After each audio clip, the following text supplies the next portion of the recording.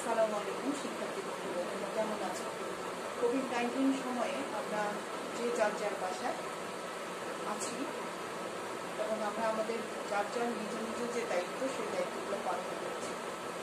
আমরা বিদ্যালয়ে তোমাদেরকেও দেখতে পাচ্ছি না, তোমরা আমাদেরকেও দেখতে পাচ্ছ না, কিন্তু এর মধ্যে যার সময় থেমে থাকে না, তার জন্য আমাদের বিদ্যালয়ের সুযোগ্য প্রধান শিক্ষক একে আখতার হোসেন স্যার আমাদেরকে নির্দেশনা দিয়েছেন যে অনলাইন ক্লাসের মাধ্যমে আমরা কীভাবে তোমাদেরকে পাঠদানে এগিয়ে নিতে পারি এবং তোমাদের জন্য কোনো সমস্যা না হয় সেই জন্য যেন আমরা আমাদের পাঠদানকে সামনের দিকে এগিয়ে নিয়ে তোমাদের আর কিছুদিন পর তোমাদের দ্বিতীয় অনলাইন পরীক্ষা সেটা হবে, সেটার জন্য আমাদেরকে বলেছেন যে আমরা অনলাইনের মাধ্যমে ওদেরকে কিছুটা পড়াশোনার জন্য তৈরি করা। তার জন্যই আমি অষ্টম শ্রেণীর ক্লাস নিব। তার আগে আমি আমার পরিচয়টা দিয়ে নিই। আমি হিজবুল্লাহ, বাংলাদেশের বিশ্ব পরিচয় শিক্ষক, কুমিল্লা মডার্ন হাই স্কুল। আর আজকে আমি তোমাদের যে ক্লাসটা নিব সেটা হচ্ছে একাদশ অধ্যায়, বাংলাদেশের বিশ্ব পরিচয়ের একাদশ অধ্যায়। তার নাম হচ্ছে বাংলাদেশের বিভিন্ন নৃগোষ্ঠী। নৃগোষ্ঠী মানে কি? আমরা সবাই বাংলাদেশে প্রায় 18 কোটি মানুষ বসবাস করে। এই 18 কোটির মধ্যে সবাই বাংলাদেশি, ওরাও বাংলাদেশি, নৃগোষ্ঠীও বাংলাদেশি, কিন্তু তারা হচ্ছে ক্ষুদ্র গোষ্ঠী। তাদেরকে এক দৃষ্টিকোণ থেকে আমরা জানি তারা হচ্ছে ক্ষুদ্র নৃগোষ্ঠী। ক্ষুদ্র নৃগোষ্ঠী মানে তারা কয়েকটা অঞ্চল ভেদে বসবাস করে থাকে। যেমন চট্টগ্রামের তিনটা অঞ্চল জেলায় তারা থাকে, যেমন রাঙ্গামাটি, খাগড়াছড়ি, বান্দরবান। এই তিনটা অঞ্চলে কিছু অংশ থাকে ময়মনসিংহের অঞ্চলে, আর কিছু আছে সিলেটে। এছাড়াও ছড়িয়ে ছিটিয়ে সারা বাংলাদেশে তারা কিছু পরিমাণ মানুষ আছে। তো এই নৃগোষ্ঠী কিন্তু আমাদের বাঙালি। আমরা যেমন বাঙালি, তারাও বাঙালি, কিন্তু তারা আমাদের 1,47,500 বর্গমাইল এলাকা জুড়ে আমাদের যে বসবাস আয়তন, সেই আয়তনের মধ্যে তারা তাদের যে অংশটাকে নিয়ে আছে সেখানে তারা তাদের সংস্কৃতি, তাদের পরিচয়, তাদের খাদ্যাভ্যাস, বিভিন্ন তাদের লেখাপড়া সব কিছু তারা ওই অঞ্চলটা ভেদ করে তারা চলে। তবে বর্তমানে বাংলাদেশ সরকারের যে একটি খুব ভালো কাজ করেছে যে কিছু কিছু নৃগোষ্ঠীদেরকে পড়াশোনা উৎসাহিত করার মাধ্যমে তাদের জন্য কিছু কোটা সংরক্ষণ করেছে এবং সেই সংরক্ষণের মাধ্যমে আমাদের বাংলাদেশের শিক্ষা ব্যবস্থার মধ্যে তারা বিভিন্ন ধরনের রেগুলেশন মানে বিপ্লব এনেছে। যেমন তারা তাদের জন্য বিভিন্নভাবে দেশের বিভিন্ন স্কুল, কলেজ, বিশ্ববিদ্যালয়, তারপরে প্রকৌশল বিশ্ববিদ্যালয়, মেডিকেল কলেজ, এইসব জায়গার মধ্যে তাদেরকে সরকার বিভিন্নভাবে সীমিত পরিমাণে ভর্তির মাধ্যমে এবং চাকরির মাধ্যমে তাদেরকে সুবিধা প্রদান করে থাকে। কারণ তারা ক্ষুদ্র নৃগোষ্ঠী, কিন্তু তারা তাদের যে জীবিকা শক্তি সেটাকে তারা ঠিকভাবে চালানোর জন্য, কারণ তারা তাদের থেকে আমাদের সচরাচর আমরা যে বাঙালি, সেই বাঙালি থেকে তারা একটু আলাদা এবং তাদের সংস্কৃতি আলাদা, তাদের ভাষা আলাদা। সেই জন্য সরকার তাদের ভাষার মাধ্যমে আমাদের শিক্ষা ব্যবস্থাকে পরিচালিত করতে চাচ্ছেন এবং তাদেরকে শিক্ষিত জনগোষ্ঠী হিসেবে তৈরি করতে চাচ্ছেন। কারণ তারা দেশের এক কিনারে পড়ে আছে এবং তারা তাদের সংস্কৃতিতে যেটুকু সমৃদ্ধ, কিন্তু তারা আমাদের সাথে, আমাদের বাংলাদেশের সংস্কৃতির সাথে অত বেশি জড়িত না। তার জন্য তাদেরকে এভাবে কোটা সংরক্ষণের মাধ্যমে এবং সরকার নারী পুরুষ নির্বিশেষে তাদেরকে বিভিন্ন কোটার মাধ্যমে করে থাকে, তাদেরকে সংস্কারের মাধ্যমে তৈরি করছে। আচ্ছা, এখন আমি তোমাদের সাথে যে দ্বিতীয় অনলাইন পরীক্ষার জন্য যে ক্লাসটা, সেটাতে আজকে আমি যেহেতু একাদশ অধ্যায় সম্পর্কে আলোচনা করবো, সেখানে আমি তোমাদের কিছু ছোট প্রশ্ন দিব এবং সৃজনশীল নিয়ে একটু আলোচনা করবো। ছোট প্রশ্নগুলো আমি এখন যেহেতু তোমাদেরকে দিব, কিছুক্ষণ করে আমি তোমাদেরকে আলোচনা করছি। আচ্ছা, এর মধ্যে আমি তোমাদেরকে বলিনি কি কি নৃগোষ্ঠীগুলো আমাদের দেশে বসবাস করে। তারা হচ্ছে চাকমা, মারমা, ত্রিপুরা, মো, বাম, পাংখুয়া, চাক, হান, কুমি ও লুসাই। এরা বাংলাদেশের দক্ষিণ পূর্বাংশে বসবাস করে, রাঙ্গামাটি, বান্দরবান এবং খাগড়াছড়ি এলাকায়। আর এছাড়া আরো কিছু আছে, যে বাংলাদেশের উত্তর পশ্চিমাংশে দিনাজপুর, রংপুর, রাজশাহী, বগুড়া, পাবনা ইত্যাদি এলাকাতেও কিছু নৃগোষ্ঠী বসবাস করে থাকে এবং এদের মধ্যে তারা হচ্ছে সাঁওতাল, ওয়াও, মাহালি, মুন্ডা, মাল পাহাড়ি এবং মালক, এই ধরনের নৃগোষ্ঠীগুলো বসবাস করে। এছাড়া আরো কিছু গোষ্ঠী আছে উল্লেখযোগ্য, যারা হচ্ছে ভালু, রিদি, পাত্র, রাজবংশী, বর্মন, বানাই, পাহান, মাহাতো, কোল ইত্যাদি। এই যে গোষ্ঠীগুলো আমি নাম বললাম তাদের মধ্যে চাকমা হচ্ছে প্রথম, তারপরে হচ্ছে গারো, তারপরে সাঁওতাল, তারপরে হচ্ছে রাখাইন এবং আরো বিভিন্ন, এই কয়েকটা গোষ্ঠী বাংলাদেশে উল্লেখযোগ্য।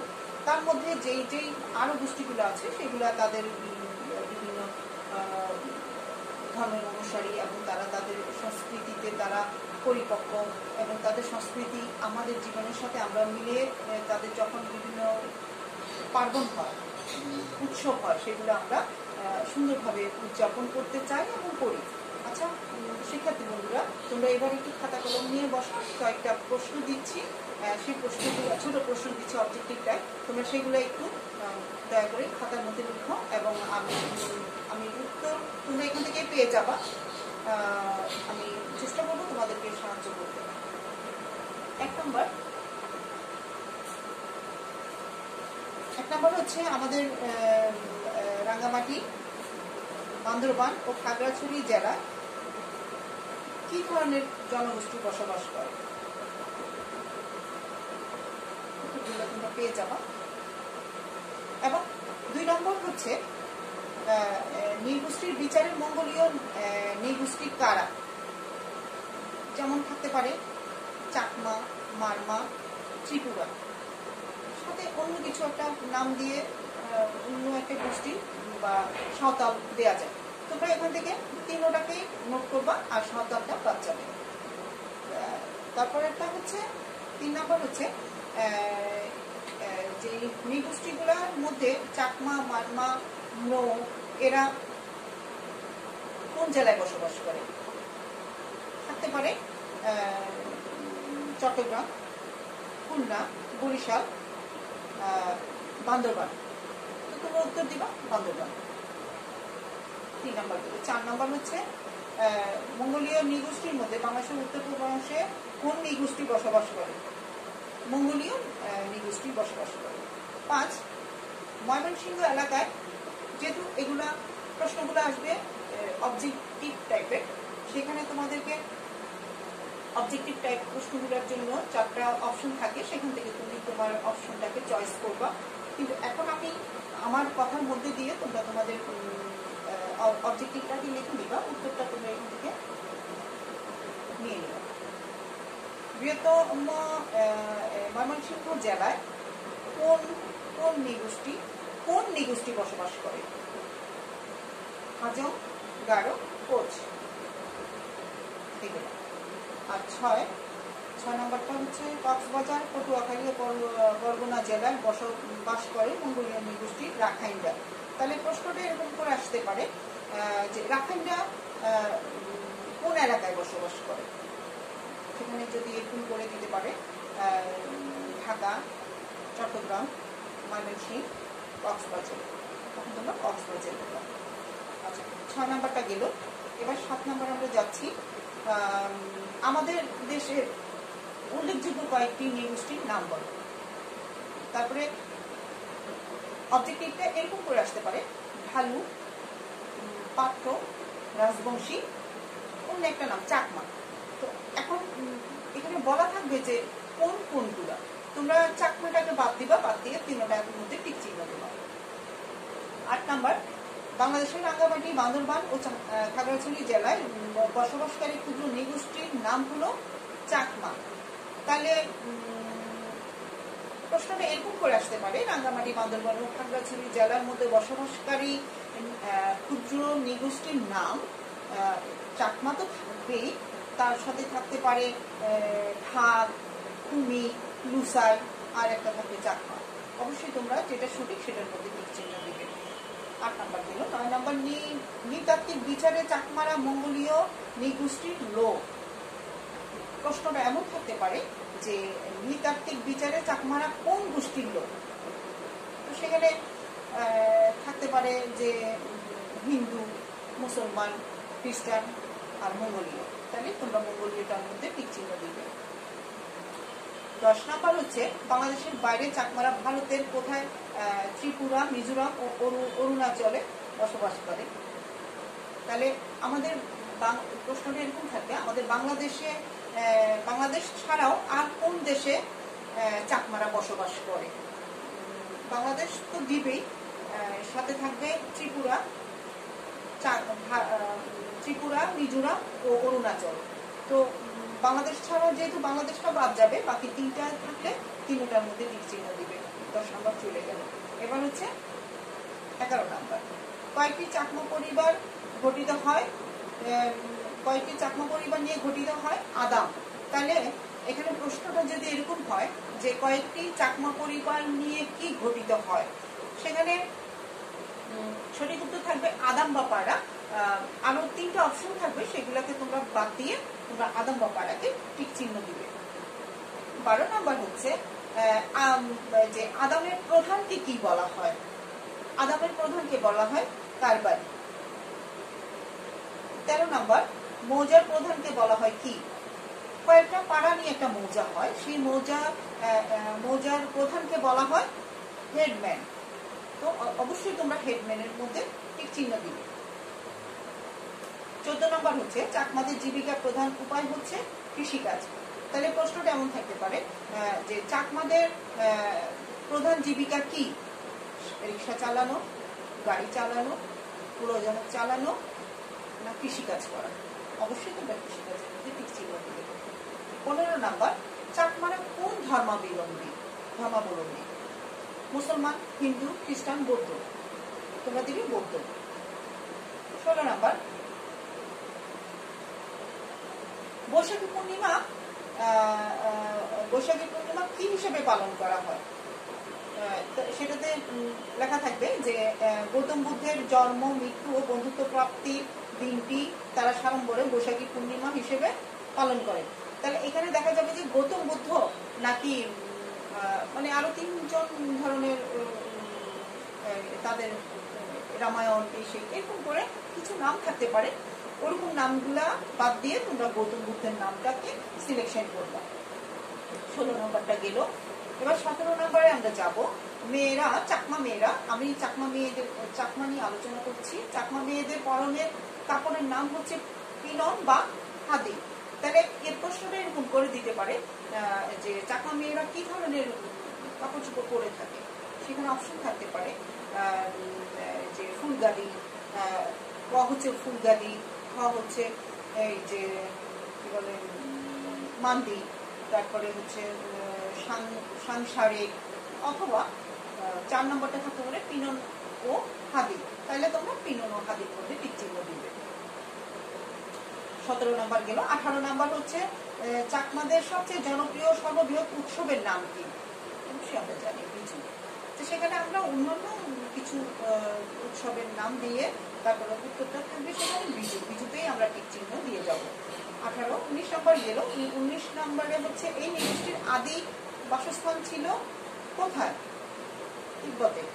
সেটা হতে পারে, দিতে পারে বাংলাদেশ, ভারত, নেপাল, তিব্বত থাকবে, নেপাল, শ্রীলঙ্কা, এরকম দিয়ে তোমরা সঠিক চিহ্নের মধ্যে টিক চিহ্ন দিবে তিব্বতে।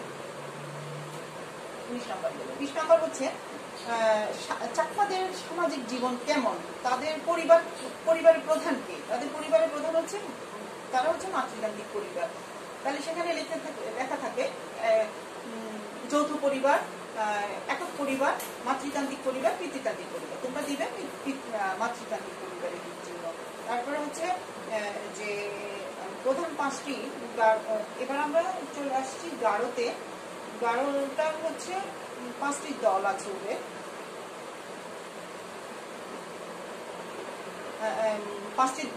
এরকম প্রধান 5টি দল হচ্ছে সাংমা, মারা, মুমিন, শিরা ও আরেক 5টি দলের নাম। তাহলে এখানে যদি গারোদের সমাজে বেশ কয়েকটি দল রয়েছে, তাদের মধ্যে হচ্ছে 5টি দল। এর মধ্যে সাংমা, মারাক, মমিন, শিরা ও আরেক। এটা 21 নম্বরের প্রশ্নটা। এটা এরকম করে আসতে পারে যে গারোদের প্রধান দলের সংখ্যা কয়টি? 3, 4, 5, 6। তোমরা 5-এর মধ্যে টিক চিহ্ন দিবে। 21 নম্বর হলো। 22 নম্বর হচ্ছে গারোদের আদি ধর্মের নাম কি? সেখানে ধরো বিজু থাকতে পারে, তারপরে যে গৌতম বুদ্ধ লেখা থাকতে পারে, আরেকটা অন্য কোনো ধর্মের নাম লেখা থাকতে পারে, সাথে থাকবে সাংসারিক। তোমরা সাংসারিকের মধ্যে চিহ্ন দিবে। 23 নম্বরে যাবো। 23 নম্বরের নাম হচ্ছে তাদের দেবতার নাম কি? তাদের প্রধান দেবতার নাম কি? তাতারা রাবুগা। তাদের প্রধান দেবতার নাম হচ্ছে তাতারা রাবুগা। এটা তোমরা তাতারা রাবুগার মধ্যে ঠিক চিহ্ন দিবে, বাকিগুলোতে দিবে না। 24 নম্বরে আমরা যাবো। গারো মহিলাদের নিজেদের তৈরি পোশাকের নাম হচ্ছে দকমান্দা ও দকরাশি। এখন দকমান্দা ও দকরাশি যে বিষয়টা, এটা হচ্ছে গারোরা, আমরা জানি আমাদের ক্ষুদ্র নিগোষ্ঠীর মধ্যে যেই গোষ্ঠীগুলো আমাদের বাংলাদেশে বসবাস করে, তারা সবাই নিজেদের এলাকায় নিজেরা স্বাবলম্বী। তারা তাদের কাপড় চোপড় থেকে শুরু করে তাদের কৃষিজাত দ্রব্য, খামার, যেমন খামার বলতে গরু পালন, হাঁস পালন, মুরগি পালন, এইসব কিছু তারা নিজেরাই তৈরি করে থাকে এবং তারা তাদের নিজেদের তৈরি করার মাধ্যমে তারা এটাতে অনেক তৃপ্তি পায়। এবং মেয়েরা, ক্ষুদ্র নিগোষ্ঠীর মধ্যে মেয়েরা সবচেয়ে বেশি কঠোর পরিশ্রম করে থাকে, কারণ তারা সন্তান জন্মদান থেকে শুরু করে গৃহস্থালী যত ধরনের কাজ আছে তারা সবকিছু করে থাকে। এবং তারা তাদের এই কাজগুলোর মধ্যে তারা তাদের সংসারকে কত ধরনের উন্নয়ন করা যায় এবং কত সুন্দরভাবে বসবাস করা যায় এবং কত ভালো থাকা যায়, তার জন্য তারা তাদের কাজগুলো সারাদিনের জন্য করে থাকে। এবং তারা তাদের পাশাপাশি পুরুষও তাদেরকে সাহায্য করে, কিন্তু সেই তুলনায় মেয়েরা বেশি কঠোর পরিশ্রম করে থাকে। তো এখন তাদের যে কাপড় চোপড় গুলো তারা পরে থাকে, সেগুলো তারা বিভিন্ন তারা তাদের চরকা দিয়ে সুতা তৈরি করে এবং তারা তাদের কাপড় বুনে। এখন গারো মহিলারা যে পোশাকগুলো পরে সেগুলোর নাম হচ্ছে দকমান্দা ও দকশাড়ি।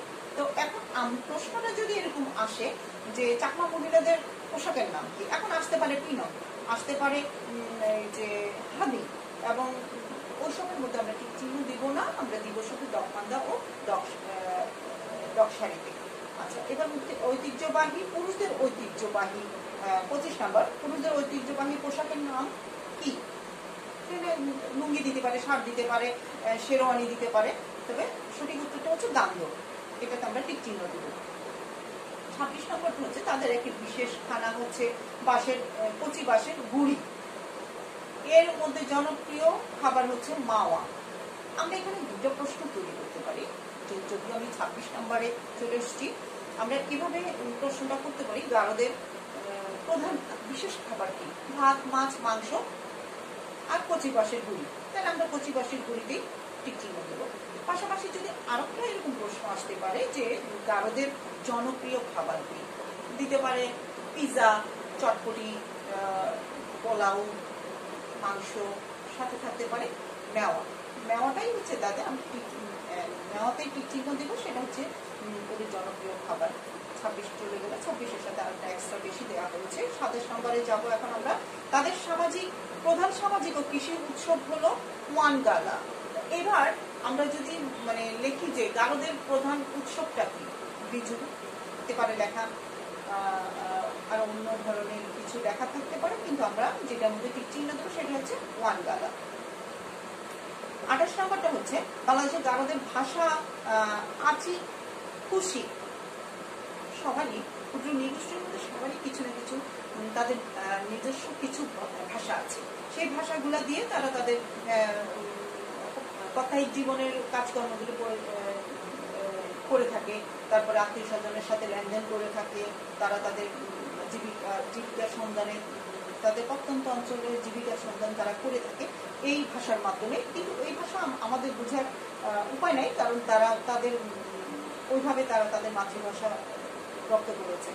পাশাপাশি ওই মাতৃভাষার পাশাপাশি আমাদের বাংলাদেশ সরকার তাদেরকে তাদের ভাষার পাশাপাশি তাদেরকে কিছু স্বরচিহ্ন ব্যঞ্জন চিহ্নর মাধ্যমে তাদের ভাষা দিয়ে যেন তারা তাদের লেখাপড়াকে চালাতে পারে সেই জন্য পুস্তক তৈরি করেছে। তাদের স্কুলে তারা তাদের ওই ধরনের পড়াশোনা দিয়ে তারা তাদের লেখাপড়াটাকে চালিয়ে নিয়ে যায়। বাংলাদেশে তাদের ভাষা কি এরকম আসতে পারে, লিখতে পারি আমরা বাংলা, হিন্দি, উর্দু, আর থাকবে আছি খুশি। তো আমরা উত্তর দেব কি আছি খুশি। আচ্ছা, এখানে আমি আজকে তোমাদের সাথে একটু আলোচনা করি। 29 নম্বরটা একটু চলে যাই। 29 নম্বরটা হচ্ছে বিভিন্ন ধরনের বিভিন্ন কাপড়ের মধ্যে ফুলগাদি ও নানা ধরনের ওড়না দেশীয় বিদেশি সবার কাছে জনপ্রিয় হয়ে উঠেছে। এখন এখানে এটা হচ্ছে চাকমাদের বিষয়। চাকমাদের দুটা প্রশ্ন আমি বাদ দিয়ে গেছি, সেটাগুলো আমি একটু বলছি। 29 নম্বর যে প্রশ্নটা সেটা হচ্ছে যে চাকমারা কি ধরনের পোশাক, চাকমাদের কি ধরনের পোশাক দেশে এবং বিদেশে সব জায়গায় পরিচিত এবং সবাই সেগুলো পড়তে চায়। তো সেখানে থাকতে পারে কমপ্লিট স্যুট, শাড়ি এবং পাঞ্জাবি, এবং সঠিক উত্তরটা থাকবে ফুলগাদি জিনিসটা। তাহলে তাদের জনপ্রিয় ড্রেসের নাম হচ্ছে ফুলগাদি। 30 নম্বরে যদি আমরা যাই যে চাকমাদের সবচেয়ে প্রিয় খাদ্য কি, সেখানে যদি আমরা ভাত, মাছ, শুটকি এগুলো রেখে 3টা অপশন দিয়ে দিলাম, সাথে 4 নম্বর অপশনটা দিলাম যে বাঁশকোড়াল। তো বাঁশকোড়ালের মধ্যে আমরা টিক চিহ্ন দেবো যে বাঁশকোড়ালটা হচ্ছে তাদের চাকমাদের সবচেয়ে প্রিয় খাবার। এখানে আমি 30টা প্রশ্ন দিয়ে দিয়েছি। এখন আমি তোমাদের সাথে একটু আলোচনা করি সাঁওতাল সম্পর্কে। সাঁওতালরা কোথায় বসবাস করে? তারা রাজশাহী, দিনাজপুর, রংপুর ও বগুড়া জেলায় বসবাস করে। তারা হচ্ছে সাঁওতালরা হচ্ছে সাঁওতালদের দেহের রং কালো, উচ্চতা মাঝারি ধরনের এবং চুল কালো ও ইস্যুর ঝোল ফেলানো। তাদের চাকমাদের গোষ্ঠী হচ্ছে মাতৃতান্ত্রিক, আর সাঁওতালদের গোষ্ঠী হচ্ছে পিতৃতান্ত্রিক। পিতাই তাদের সমস্ত কিছু করে থাকে। আর চাকমাদের এখানে একটা পঞ্চায়েত থাকে, পঞ্চায়েতে 5জন সদস্য থাকবে। এরা হচ্ছে মাহাঞ্জি হারাম, জগ মাঞ্জুবি, জগ পরাণী, গোডেং ও নায়কি। এই 5টি সদস্য থাকে। তারা তাদের চাষাবাদগুলো তারা নিজেরাই করে থাকে। নারী পুরুষ উভয় ক্ষেত্রে চাষাবাদ করেন। তাদের উৎপাদিত শস্যের মধ্যে হচ্ছে ধান, সরিষা, তামাক, মরিচ, তিল ইত্যাদি ফসলের চাষ তারা করে থাকে। আচ্ছা, এবার আমরা মারমারা পার্বত্য অঞ্চলে বসবাস করে এই ক্ষুদ্র নিগোষ্ঠীরা। এরা হচ্ছে জনসংখ্যার দিক দিয়ে মারমারা বাংলাদেশের 2য় স্থান অধিকার করে আছে। তারা রাঙ্গামাটি, খাগড়াছড়ি ও বান্দরবান এই 3টা অঞ্চলে বসবাস করে। মারমা শব্দটি স্প্রাইমা থেকে উদ্ভূত হয়েছে। মারমাদের গ্রামকে তাদের ভাষায় বলা হয় রোয়া এবং গ্রামের প্রধানকে বলা হয় রোয়াজা। এই দিকটা আমরা একটু মনে রাখবো। মারমারা তাদের জীবিকার প্রধান উৎস হচ্ছে কৃষি এবং এই চাষাবাদ। তারা যে পদ্ধতিতে চাষাবাদ করে থাকে পাহাড়ের ঢালু অঞ্চলে, সেখানে ওটাকে বলা হয় জুম চাষ। এই জুম চাষগুলো জুম চাষের মাধ্যমে তারা তাদের জীবিকা নির্বাহ করে থাকে। রাখাইন হচ্ছে বাংলাদেশের পটুয়াখালী, বরগুনা ও বাংলাদেশের কক্সবাজার জেলায় রাখাইনরা বসবাস করে। রাখাইন শব্দটির উৎপত্তি হচ্ছে পালি ভাষায় রাখাইন থেকে। রক্ষণশীল জাতি যারা নিজেদের পরিচয়, সংস্কৃতি ও ধর্মীয় কৃষ্টিকে রক্ষা করতে সচেষ্ট হয়েছে। রাখাইনরাও তারা পিতৃ পরিচয়ে বড় হয় এবং তাদের পরিবারের প্রধান হচ্ছে তাদের পিতাই সমস্ত কিছু করে থাকেন এবং রাখাইনদের প্রধান জীবিকার উৎস হচ্ছে কৃষি। রাখাইনরা বৌদ্ধ ধর্মাবলম্বী। তারা রাখাইন শিশু কিশোরদের বৌদ্ধ মন্দিরে বৌদ্ধ ভিক্ষুদের হাতে তারা তাদের শিক্ষা অর্জন করে থাকে। সাংস্কৃতিক জীবনে তারা অনেক আমাদের দেশে যত ধরনের পৌষ পার্বণ হয়ে থাকে তারা সব ধরনের পালন করে থাকে। এই হলো আমার আজকের নির্দিষ্ট বিষয় নিয়ে আলোচনা, সংক্ষিপ্ত বিষয় তো নিয়ে আমি আলোচনা করলাম। শিক্ষার্থী বন্ধুরা, এতক্ষণ আমি ছোট প্রশ্ন নিয়ে আলোচনা করেছিলাম তোমাদের সাথে। সেখানে একাদশ অধ্যায়ে বাংলাদেশের বিভিন্ন নিগোষ্ঠী নিয়ে আলোচনা হয়েছিল। আলহামদুলিল্লাহ তোমরা ভালোভাবে জিনিসটাকে নিশ্চয়ই ধরে নিতে পেরেছ। এখন আবার একটু বইটা হাতে নাও, আমি তোমার সাথে একটু আলোচনা করবো সৃজনশীল প্রশ্নগুলো নিয়ে। যদিও আমাদের অনলাইন পরীক্ষায় সৃজনশীল প্রশ্ন আসবে না, কিন্তু আমাদের পাঠ্য সম্পর্কে তো জানতে হবে। তার জন্য আমি তোমাদেরকে কিছু দুটা প্রশ্ন নিয়ে সৃজনশীল প্রশ্ন নিয়ে আলোচনা করবো। আমাদের মূল বইয়ের যে দুটা প্রশ্ন আছে এখানে, এছাড়াও আমরা খুঁজে খুঁজে আরো কিছু প্রশ্ন বের করতে পারবো, বাট এখন আমি যেটা আমাদের বইয়ের মধ্যে আছে সেটাকে নিয়ে আমি একটু আলোচনা করবো তোমাদের সাথে। তোমরা একটু আমাকে সাহায্য করবে। আমি প্রথম উদ্দীপকটা নিয়ে একটু কথা বলছি। নিরু পার্বত্য চট্টগ্রামের পাহাড়ি নিয়ে বাংলাদেশের বাহিরে অরুণাচলেও তাদের জনগোষ্ঠীর লোকজন বসবাস করে। নিরু তার বান্ধবী শুভ্রার সাথে ময়মনসিংহে তার গ্রামের বাড়ি বেড়াতে গেল। ফলে সে সেখানে খুব কাছ থেকে শুভ্রাদের ধর্মীয় আচার আচরণ, জীবন নির্বাহ দেখার সুযোগ পেল। সেখানে শুভ্রার পরিবারের সকল সদস্যরা শুভ্রার মায়ের মতামতকে প্রাধান্য দিচ্ছে দেখে সে ভীষণ অবাক হলো। এটা হলো আমাদের প্রথম সৃজনশীলের উদ্দীপক। এখন সেই উদ্দীপকের আলোকে এখানে 4টি প্রশ্ন আছে। তোমরা নিশ্চয়ই এর আগে যে সিক্স থেকে 6-এও তোমরা পড়েছো, 7-এও তোমরা পড়েছো, এখন 8-এ উঠেছো, 8-এও তোমরা জানো যে একটা উদ্দীপকের আলোকে সেখানে 4টি প্রশ্ন থাকে। প্রথমটা থাকে জ্ঞানমূলক। তো জ্ঞানমূলক প্রশ্নটার জন্য আমাদেরকে কখনো কখনো দেখা যায় বিস্তারিত আলোচনা করতে হয় না, 1 থেকে 1.5 লাইন লিখলেও চলে, কিন্তু কোনো কোনো ক্ষেত্রে একটি সংখ্যার মাধ্যমে যদি আমরা সেটাকে প্রকাশ করতে পারি, অবশ্যই শিক্ষক আমাদেরকে সেটার জন্য নাম্বার দিয়ে দেবে। এখন আমাদের যে প্রশ্নটা আছে, মারমাদের গ্রামের প্রধানকে কি বলা হয়, আমরা এখানে দেখতে পাবো মারমাদের গ্রামের প্রধানকে কি বলা হয়। আচ্ছা, মারমার গোষ্ঠী সম্পর্কে একটু আগে আমি আলোচনা করেছি তোমাদের সাথে। মারমারা হচ্ছে মাতৃতান্ত্রিক পরিবারের অনুসারী। তারা তাদের গ্রামে যতজন লোক বসবাস করে থাকে তারা এক ভোটের মাধ্যমে গ্রাম প্রধানকে নির্বাচন করে থাকে। ওদের গ্রামকে বলা হয় রোয়া, আর গ্রাম প্রধানকে বলা হয় রোয়াজা। ওকে, এখন যদি তোমরা ওরকম করে যদি রোয়া দিতে চাও, দিতে পারলে সমস্যা নাই, এভাবে লিখতে পারো যে গ্রামকে বলা হয় রোয়া আর গ্রামের প্রধানকে বলা হয় রোয়াজা। এরকম করে তোমরা প্রথম উত্তরটা দিতে পারো। দ্বিতীয় নম্বর যে প্রশ্নটা, বিভিন্ন সংস্কৃতির মধ্যে কিভাবে সুষম যোগাযোগ স্থাপিত হয়।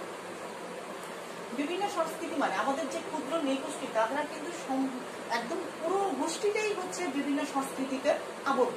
তারা তাদের সংস্কৃতি দিয়ে আমরা যারা ওই ক্ষুদ্র নৃগোষ্ঠী ছাড়া আর যারা আমরা বাংলাদেশে বসবাস করে থাকি, আমরা তাদের এই সংস্কৃতিকে দেখে আমরা অনেক মজা পাই এবং আমাদের আনন্দ লাগে। সেই জন্য আমরা ওদের এই সংস্কৃতিগুলোকে উদযাপনের জন্য আমরা মাঝে মাঝে বৈশাখী টাইমে তাদের ওখানে যাই। ওরা খাগড়াছড়ি, বান্দরবান, রাঙ্গামাটি ওইসব এরিয়ায়, ওখানে তারা মানে বৎসকে বিদায় এবং নতুন বর্ষকে গ্রহণের মাধ্যমে তারা বিভিন্ন ধরনের যে সংস্কৃতির উদযাপন করে থাকে। তাদের বিভিন্ন ধরনের থাকে, আচার অনুষ্ঠান থাকে। সেই আচার অনুষ্ঠানগুলো তারা তাদের পালন করে থাকে। এই আচরণ পালনের মধ্যে দিয়ে তারা যে জিনিসটা করে থাকে, খুবই সুন্দর জিনিস করে থাকে তারা। এবং এই সুষম বন্টনটা তার বাংলাদেশের যত ধরনের নৃগোষ্ঠী আছে তারা একে অপরের সাথে পরিপূরক, এবং তারা তাদের বিভিন্ন গোষ্ঠীর মধ্যে এই ধরনের যে সংস্কৃতি বিনিময়ের মাধ্যমে তারা তাদের এই সুষম বন্টনগুলো করে থাকে। এটা এই প্রশ্নের উত্তরটা যখন আমরা দিব, তখন আমরা চেষ্টা করব 5 থেকে 6 লাইন লেখার, এবং এটার উত্তরের এটার যে লিমিটেশন, নাম্বারের যে লিমিটেশনটা থাকবে 2 নাম্বার। 2 নাম্বারের মধ্যে তুমি 5 থেকে 7 লাইন লিখতে পারো। এবার আমরা চলে যাব গ নাম্বারটায়। নিরুদের সাংস্কৃতিক জীবন ব্যাখ্যা করো। নিরু মানে কি? নিরু হচ্ছে মারমা জনগোষ্ঠীর একটি মেয়ে। তাদের যে সাংস্কৃতিক জীবন সে সম্পর্কে আমাদেরকে এখানে আলোচনা করতে বলেছে। এটার উত্তর, এটা আমাকে এইটার প্রশ্নের নাম্বার হচ্ছে 3। এটা 3 নাম্বারের জন্য 3 নাম্বারের জন্য আমাকে এখানে যে পরিমাণ অ্যাপ্লাই করতে হবে, অন্তত 1 পৃষ্ঠা থেকে 1.5 পৃষ্ঠা পর্যন্ত আমি আলোচনা আমি করবো, বাট তোমরাও চেষ্টা করবে সেভাবে যেন খাতায় ফলো করতে পারো। মারমারা তাদের যে বাড়িতে বসবাস করে সেখানে বাঁশ, কাঠ ও ছনের তৈরি কয়েকটি খুঁটির মাধ্যমে 6 থেকে 7 ফিট উচ্চতায় তারা তাদের বাসস্থান তৈরি করে থাকে। এবং তারা পুরুষদের মাথায় একটা গবন থাকে, পাগড়ি বিশেষ, তারা গায়ে থাকে জামা ও লুঙ্গি, মেয়েরা একটা ব্লাউজ পরে, তার সাথে একটা থামি, যে ব্লাউজটা তারা পরে থাকে সেটাকে আঞ্জি বলা হয়। এছাড়া এবং এটার সাথে তারা এক ধরনের কাপড় পরে থাকে যেটাকে বলা হয় থামি। এবং কাপড় আমাদের যে ক্ষুদ্র নিগোষ্ঠীর মধ্যে সবচেয়ে যে দক্ষ যে মহিলারা কাপড় বুনে থাকে তাদের মধ্যে হচ্ছে মারমা জনগোষ্ঠী প্রধান। তারা তাদের হস্তচালিত কোমর উভয় ধ্যানের মাধ্যমে তাদের উভয় ধরনের হস্তচালিত যেমন কোমর উভয়ের মাধ্যমে তারা তাদের ব্যবহার করে থাকে। পার্বত্য নৃগোষ্ঠী তাদের প্রধান খাবার হচ্ছে মাছ, মাংস, নানা ধরনের সবজি তারা খেয়ে থাকে। এবং মারমারা বর্ষকে বিদায় এবং বর্ষকে বরণ যেটা করে সেই উৎসবটাকে বলা হয় সাংগ্রাই। তারা এছাড়াও তারা আরেকটি উৎসব করে থাকে পানি খেলা বা জল উৎসব। এই উৎসবে পানি খেলা নির্দিষ্ট স্থানে নৌকা বা বড় পাত্রে পানি রাখা হয়। এপ্রিল মাসের মাঝামাঝি সময়ে এই উৎসব বেশ আনন্দের মাধ্যমে তারা উদযাপন করে থাকে। এটা হচ্ছে আমাদের 3 নম্বরের উত্তর। 3 মানে 1 নাম্বার, বাট এটার নম্বর থাকবে 3। এখন আমরা 4 নম্বরে যাব। নিরু ও শুক্রাদের সামাজিক জীবনের মধ্যে ভিন্নতা রয়েছে, উক্তিটি বিশ্লেষণ করো। নিরু হচ্ছে ওই মেয়েটা, নিরু পার্বত্য চট্টগ্রাম এলাকায় থাকে, সে শুভ্রদের বাড়িতে এসেছে। পার্বত্য চট্টগ্রামে কোন একটা গোষ্ঠীতে সে বসবাস করে, সে আসছে কাদের কাছে? মারমাদের এখানে। তো এই দুই ফ্যামিলির মধ্যে, এই দুই জনগোষ্ঠীর মধ্যে বিভিন্ন ধরনের তাদের যে সামাজিক জীবনের মধ্যে বিভিন্ন ধরনের সংস্কৃতি, সামাজিক বিধান, খেলাধুলা, খাওয়া দাওয়া সবকিছু নিয়ে তাদের এই আলোচনাটা হবে। এবং এই আলোচনাটা তুমি বিশ্লেষণের মাধ্যমে প্রায় 2 পৃষ্ঠা পর্যন্ত লেখা যায়, 2 থেকে 3 পৃষ্ঠা। এটার উত্তর নম্বর থাকবে 4। এখন আমরা এইসব নিয়ে আলোচনা করার পর আমরা বুঝতে পারবো যে মারমা সম্প্রদায় সম্পর্কে যদি এখন আমাদের বড় প্রশ্নটা আমরা আলোচনা করে ফেলেছি, এবং এটার থেকে যদি কোনো ছোট প্রশ্ন আমরা এখানে যদি আমি আলোচনা না করে থাকি, কিন্তু তোমাদের যদি ওই ধরনের প্রশ্ন এসে থাকে, তোমরা এখানের মাধ্যমে এটার মাধ্যমে জেনে সেটাকে উত্তর করতে পারবা তোমরা। তারপরে এখন আমরা যেই এখানে আমাদের মূল শিক্ষার্থী বন্ধুরা, এতক্ষণ আমি ছোট প্রশ্ন নিয়ে আলোচনা করেছিলাম তোমাদের সাথে। সেখানে একাদশ অধ্যায়ে বাংলাদেশের বিভিন্ন নৃগোষ্ঠী নিয়ে আলোচনা হয়েছিল। আলহামদুলিল্লাহ তোমরা ভালোভাবে জিনিসটাকে নিশ্চয়ই ধরে নিতে পেরেছ। এখন আবার একটু বইটা হাতে নাও, আমি তোমার সাথে একটু আলোচনা করবো সৃজনশীল প্রশ্নগুলো নিয়ে। যদিও আমাদের অনলাইন পরীক্ষায় সৃজনশীল প্রশ্ন আসবে না, কিন্তু আমাদের পাঠ সম্পর্কে তো জানতে হবে। তার জন্য আমি তোমাদেরকে কিছু 2টা প্রশ্ন নিয়ে আলোচনা, সৃজনশীল প্রশ্ন নিয়ে আলোচনা করবো। আমাদের মূল বইয়ের যে 2টা প্রশ্ন আছে এখানে, এছাড়াও আমরা খুঁজে আরো কিছু প্রশ্ন বের করতে পারবো। বাট এখন আমি যেটা আমাদের বইয়ের মধ্যে আছে সেটাকে নিয়ে আলোচনা করবো তোমাদের সাথে। তোমরা একটু আমাকে সাহায্য করবে। আমি প্রথম উদ্দীপকটা নিয়ে কথা বলছি। নিরু পার্বত্য চট্টগ্রামের পাহাড়ি নিয়ে বাংলাদেশের বাহিরে অরুণাচলেও তাদের জনগোষ্ঠীর লোকজন বসবাস করে। নিরু তার বান্ধবী শুভ্রার সাথে ময়মনসিংহে তার গ্রামের বাড়ি বেড়াতে গেল। ফলে সে সেখানে খুব কাছ থেকে শুভ্রাদের ধর্মীয় আচার আচরণ, জীবন নির্বাহ দেখার সুযোগ পেল। সেখানে শুভ্রার পরিবারের সকল সদস্যরা শুভ্রার মায়ের মতামতকে প্রাধান্য দিচ্ছে দেখে সে ভীষণ অবাক হল। এটা হলো আমাদের প্রথম সৃজনশীলের উদ্দীপক। এখন সেই উদ্দীপকের আলোকে এখানে 4টি প্রশ্ন আছে। তোমরা নিশ্চয়ই এর আগে যে 6 থেকে 6ও তোমরা পড়েছো, 7ও তোমরা পড়েছো, এখন 8এ উঠেছো, 8ও তোমরা জানো যে একটা উদ্দীপকের আলোকে সেখানে 4টি প্রশ্ন থাকে। প্রথমটা থাকে জ্ঞানমূলক। তো জ্ঞানমূলক প্রশ্নটার জন্য আমাদেরকে কখনো কখনো দেখা যায় বিস্তারিত আলোচনা করতে হয় না, 1 থেকে 1.5 লাইন লিখলেও চলে, কিন্তু কোনো কোনো ক্ষেত্রে একটি সংখ্যার মাধ্যমে যদি আমরা সেটাকে প্রকাশ করতে পারি, অবশ্যই শিক্ষক আমাদেরকে সেটার জন্য নাম্বার দিয়ে দেবে। এখন আমাদের যে প্রশ্নটা আছে, মারমাদের গ্রামের প্রধানকে কি বলা হয়, আমরা এখানে দেখতে পাবো মারমাদের গ্রামের প্রধানকে কি বলা হয়। আচ্ছা, মারমার গোষ্ঠী সম্পর্কে একটু আগে আমি আলোচনা করেছি তোমাদের সাথে। মারমারা হচ্ছে মাতৃতান্ত্রিক পরিবারের অনুসারী। তারা তাদের গ্রামে যতজন লোক বসবাস করে থাকে তারা এক ভোটের মাধ্যমে গ্রাম প্রধানকে নির্বাচন করে থাকে। ওদের গ্রামকে বলা হয় রোয়া, আর গ্রাম প্রধানকে বলা হয় রোয়াজা। ওকে, এখন যদি তুমি ওরকম করে যদি রোয়াজা রোয়া দিতে চাও, দিতে পারলেও সমস্যা নাই, এভাবে লিখতে পারো যে গ্রামকে বলা হয় রোয়া আর গ্রামের প্রধানকে বলা হয় রোয়াজা, এরকম করে তোমরা প্রথম উত্তরটা দিতে পারো। দ্বিতীয় নম্বর যে প্রশ্নটা, বিভিন্ন সংস্কৃতির মধ্যে কিভাবে সুষম যোগাযোগ স্থাপিত হয়। বিভিন্ন সংস্কৃতি মানে আমাদের যে ক্ষুদ্র নৃগোষ্ঠী, তারা কিন্তু একদম পুরো গোষ্ঠীটাই হচ্ছে বিভিন্ন সংস্কৃতিতে আবদ্ধ। তারা তাদের সংস্কৃতি দিয়ে আমাদের আমরা যারা ওই ক্ষুদ্র নৃগোষ্ঠী ছাড়া আর যারা আমরা বাংলাদেশে বসবাস করে থাকি, আমরা তাদের এই সংস্কৃতিকে দেখে আমরা অনেক মজা পাই এবং আমাদের আনন্দ লাগে। সেই জন্য আমরা ওদের এই সংস্কৃতিগুলোকে উদযাপনের জন্য আমরা মাঝে মাঝে বৈশাখী টাইমে তাদের ওখানে যাই। ওরা খাগড়াছড়ি, বান্দরবান, রাঙ্গামাটি ওইসব এরিয়ায়, ওখানে তারা মানে বর্ষকে বিদায় এবং নতুন বর্ষকে গ্রহণের মাধ্যমে তারা বিভিন্ন ধরনের যে সংস্কৃতি উদযাপন করে থাকে। তাদের বিভিন্ন ধরনের ইয়ে থাকে, আচার অনুষ্ঠান থাকে। সেই আচার অনুষ্ঠানগুলো তারা তাদের পালন করে থাকে। এই আচরণ পালনের মধ্যে দিয়ে তারা যে জিনিসটা করে থাকে, খুবই সুন্দর জিনিস করে থাকে তারা।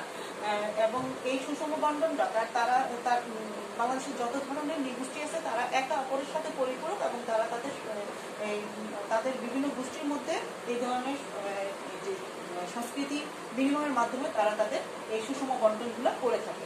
এটা এই প্রশ্নের উত্তরটা যখন আমরা দিব, তখন আমরা চেষ্টা করব 5 থেকে 6 লাইন লেখা, এবং এটার উত্তরের এটার যে লিমিটেশন, নাম্বারের যে লিমিটেশনটা থাকবে 2 নাম্বার। 2 নাম্বারের মধ্যে তুমি 5 থেকে 7 লাইন লিখতে পারো। এবার আমরা চলে যাব গ নাম্বারটায়, নিরুদের সাংস্কৃতিক জীবন ব্যাখ্যা করো। নিরু মানে কি? নিরু হচ্ছে মারমা জনগোষ্ঠীর একটি মেয়ে। তাদের যে সাংস্কৃতিক জীবন সেই সম্পর্কে আমাদের এখানে আলোচনা করতে বলেছে। এটার উত্তর, এটা আমাকে এইটার প্রশ্নের নাম্বার হচ্ছে 3। এটা 3 নাম্বারের জন্য, সরি 3 নাম্বারের জন্য আমাকে এখানে যে পরিমাণ অ্যাপ্লাই করতে হবে, অন্তত 1 পৃষ্ঠা থেকে 1.5 পৃষ্ঠা পর্যন্ত আমি আলোচনা আমি করবো, বাট তোমরাও চেষ্টা করবে সেভাবে যেন খাতায় ফলো করতে পারো। মারমারা তাদের যেই বাড়িতে বসবাস করে সেখানে বাঁশ, কাঠ ও ছনের তৈরি কয়েকটি খুঁটির মাধ্যমে 6 থেকে 7 ফিট উচ্চতায় তারা তাদের বাসস্থান তৈরি করে থাকে।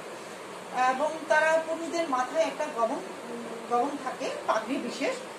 তারা গায়ে থাকে জামা ও লুঙ্গি, মেয়েরা একটা ব্লাউজ পরে, তার সাথে একটা থামি, যে ব্লাউজটা তারা পরে থাকে সেটাকে আঞ্জি বলা হয়। এছাড়া এবং এটার সাথে তারা এক ধরনের কাপড় পরে থাকে যেটাকে বলা হয় থামি। এবং কাপড় আমাদের যে ক্ষুদ্র নৃগোষ্ঠীর মধ্যে সবচেয়ে যে দক্ষ যে মহিলারা কাপড় বুনে থাকে তাদের মধ্যে হচ্ছে মারমা জনগোষ্ঠী প্রধান। তারা তাদের হস্তচালিত কোমর উভয় ধ্যানের মাধ্যমে তাদের উভয় ধরনের হস্তচালিত যেমন কোমর উভয়ের মাধ্যমে তারা তাদের ব্যবহার করে থাকে।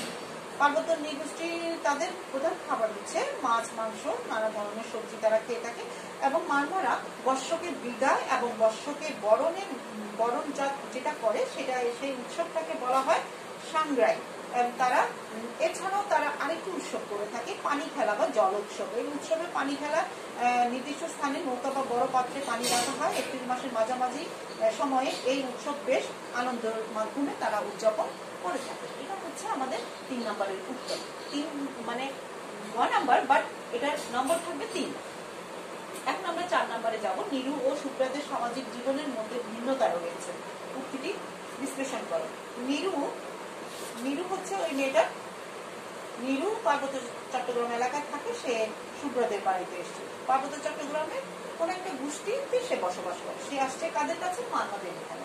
তো এই 2 ফ্যামিলির মধ্যে, এই 2 জনগোষ্ঠীর মধ্যে বিভিন্ন ধরনের তাদের যে সামাজিক জীবনের মধ্যে বিভিন্ন ধরনের সংস্কৃতি, সামাজিক বিধান, খেলাধুলা, খাওয়া দাওয়া সবকিছু নিয়ে তাদের এই আলোচনাটা হবে। এবং এই আলোচনাটা তুমি একটু বিশ্লেষণের মাধ্যমে প্রায় 2 পৃষ্ঠা পর্যন্ত লেখা যায়, 2 থেকে 3 পৃষ্ঠা। এটার উত্তর নম্বর থাকবে 4। এখন আমরা এইসব নিয়ে আলোচনা করার পর আমরা বুঝতে পারবো যে মারমা সম্প্রদায় সম্পর্কে যদি এখন আমাদের বড় প্রশ্ন তো আমরা আলোচনা করে ফেলেছি, এবং এটার সঙ্গে থেকে যদি কোনো ছোট প্রশ্ন আমরা এখানে যদি আমি আলোচনা না করে থাকি, কিন্তু তোমাদের যদি ওই ধরনের প্রশ্ন এসে থাকে তোমরা এটার মাধ্যমে জেনে সেটাকে উত্তর করতে পারবো তোমরা। তারপরে এখন আমরা যেই এখানে আমাদের মূল বইয়ের আরেকটি প্রশ্ন আছে যে সৃজনশীল, তো সেটার উদ্দীপকটা আমরা একটু পড়ে নিই, তারপরে সেটার প্রশ্নগুলো নিয়ে আলোচনা করব। মাথিন, চাকমা, অন্তরা সাহা ও অরুণ এই তিনজন একসাথে বসে রমনা বটমূলে পহেলা বৈশাখের অনুষ্ঠান দেখছিল। একটু পরেই তারা লক্ষ্য করলো ছায়ানটের শিল্পীদের গান পরিবেশনের পর খাগড়াছড়ি থেকে আগত 4 জন নৃত্যশিল্পী নৃত্য পরিবেশন করছে। তাদের পরনে ছিল আঞ্জি ও থামি। চাকমাদের শ্রেষ্ঠ উৎসব কি? চাকমাদের শ্রেষ্ঠ উৎসবের নাম হচ্ছে